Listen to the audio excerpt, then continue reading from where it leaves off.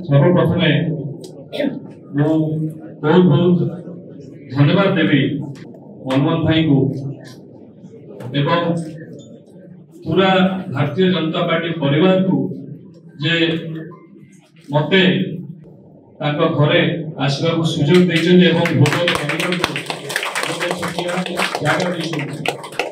एवं मु भी प्रतिश्रुति दउछि मु भी गोटे कर्मकर्ता भलिया मोर पार पर्यंत भारतीय जनता पार्टी को ओडिशा रे आगु को नबा पाई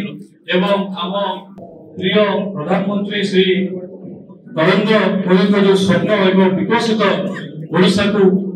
आगु को नबा पाई मु मोर पार पर्यंत काम करिबे एवं प्रत्येक लोक एवं प्रत्येक गरीब प्रत्येक लोक पार्टी को पहुंचो चेष्टा करिबे एति कहि मो कथा शेष करबी। बहुत बहुत धन्यवाद मते स्वागत करथारो बहुत बहुत धन्यवाद नमस्कार।